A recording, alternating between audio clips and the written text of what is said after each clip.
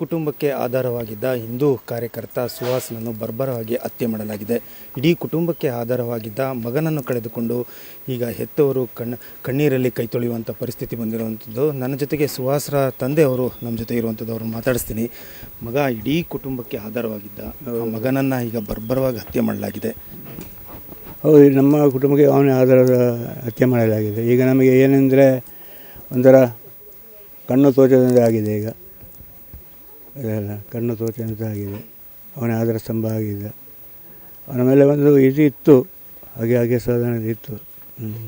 ಅಂದರೆ ಟಾರ್ಗೆಟ್ ಆಗಿದ್ದರು ಇವರು ಸುಹಾಸ್? ಆ ಥರ ಈಗ ನಮಗೆ ಮೊದಲೆಲ್ಲ ಹೇಳ್ತಿದ್ದ, ನನಗೆ ನಾನೇ ಹೇಳಿದೆ ಹುಷಾರಾಗೋಪ ಎಲ್ಲಿ ಹೋಗೋಗಳಿಗೆ. ಅದೆಲ್ಲ ಬಿಟ್ಬಿಟ್ಟಿದ್ದೇನೆ, ಮೊದಲೆಲ್ಲ ಬಿಟ್ಬಿಟ್ಟಿದ್ದೇನೆ. ಅದೆಲ್ಲ ಈಗ ಗಲಾಟೆ ಪರಡೆ ಹೋಗ್ತಾಯಿತ್ತಲ್ಲ ಈಗ. ಪ್ರತೀಕಾರದಿಂದ ಕೊಲೆ ಮಾಡಿರೋಂಥದ್ದು ಇದು ಹೌದು, ಪ್ರತೀಕಾರದಿಂದ ಕೊಲೆ ಮಾಡಿ. ಇಡೀ ಅಂದರೆ ಅವರ ಬಿಸ್ನೆಸ್ ಆಯಿತು ಅದಾಯಿತು ಅಂದ್ಕೊಂಡಿದ್ದು ಅಂಥವ್ರು ಅವರ ಮೇಲೆ ಈಗ ಈ ರೀತಿ ನಡೆದಿರುವಂಥದ್ದು. ಅದೇ ಅವನಿಗೆಲ್ಲ ಬಿಟ್ಟಿದ್ದ, ಎಲ್ಲ ಬಿಟ್ಟು ನಾನು ವ್ಯವಹಾರ ಮಾಡ್ಕೊಂಡಿದ್ದ. ಇದನ್ನು ನೀವು ಹೇಳಿದಂಗೆ ಒಂದು ಪ್ರತೀಕಾರದಿಂದ ಅವನ ಮೇಲೆ ಆಗಿರೋದು. ಆಮೇಲೆ ಹಿಂದೂ ಸಂಘಟನೆಯಲ್ಲಿ ಇದ್ದಲ್ಲ, ಹಿಂದೂ ಸಂಘಟನೆ ಹೋಗ್ತಾ ಬರ್ತಾ ಎಲ್ಲ ಇದ್ದಲ್ಲ, ಸ್ವಲ್ಪ ಆ ರೀತಿ ಆಗಿದೆ. ಭಾಳ ಪ್ರಮುಖವಾಗಿ ಇಲ್ಲಿ ಯಾರ ವೈಫಲ್ಯ ಎದ್ದು ಕಾಣ್ತಿರುವಂಥದ್ದು? ಪೊಲೀಸರ ವೈಫಲ್ಯನ, ಯಾರು ಸರ್ಕಾರದ ವೈಫಲ್ಯನ, ಏನು ಇದು ಕರ್ನಾಟಕ ಸರ್ಕಾರದ ವೈಫಲ್ಯ ಇದೆಲ್ಲ.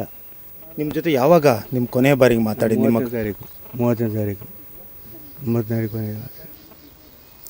ಇದು ಹಾಗಿದ್ರೆ ಅಂದರೆ 2022ರಲ್ಲಿ ನಡೆದಂಥ ಒಂದು ಕೊಲೆಯ ಒಂದು ಪ್ರತೀಕಾರದ ಸೇಡಿನ ಇದು ಕೊಲೆನ ಹೇಗೆ ಇರ್ಬೋದು, ಹೇಳೋಕ್ಕಾಗಲ್ಲ. 2022 ಇರ್ಬೋದು, ಗೊತ್ತಿಲ್ಲ ನನಗೆ.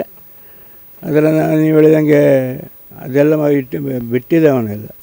ಕೊನೆಯ ಪ್ರಶ್ನೆ, ಆರೋಪಿಗಳಿಗೆ ಏನು ಶಿಕ್ಷೆ ಆಗಬೇಕು ಅಂತ ಒತ್ತಾಯ ಮಾಡ್ತೀರಾ ಸರ್ಕಾರಕ್ಕೆ? ಆರೋಪಿಗಳಿಗೆ ಅವ್ರಿಗೆ ಶಿಕ್ಷೆ ಆಗಬೇಕು. ನಮ್ಮ ಮಗನ ಕಳ್ಕೊಂಡು ಇಷ್ಟು ಬೇಜಾರಲ್ಲಿ ಶಿಕ್ಷೆ ಆಗಬಾರ್ದು, ಅವ್ರಿಗೆ ಶಿಕ್ಷೆ ಆಗಬೇಕು. ಸರ್ಕಾರಕ್ಕೆ ಏನು ಒತ್ತಾಯ ಮಾಡ್ತೀರಾ? ಸರ್ಕಾರಕ್ಕೆ ಅದೇ ಸೂಕ್ತವಾಗಿ ಪತ್ತೆ ಹಚ್ಚಿ ಅವರಿಗೆಂದು ಇದು ಶಿಕ್ಷೆ ಆಗಬೇಕಂತ ಒತ್ತಾಯ ಮಾಡ್ತಾಯಿದ್ದೆ. ಇದಿಷ್ಟು ಸುಹಾಸ್ ಅವರ ತಂದೆಯವರ ಮಾತಾಗಿರುವಂಥದ್ದು. ಕ್ಯಾಮ್ರಾಮನ್ ಶ್ರೀಕಾಂತ್ ಜೊತೆಗೆ ಆಲ್ದೂರ್ ಕಿರಣ್, ಏಷ್ಯಾನೆಟ್ ಸುವರ್ಣ ನ್ಯೂಸ್.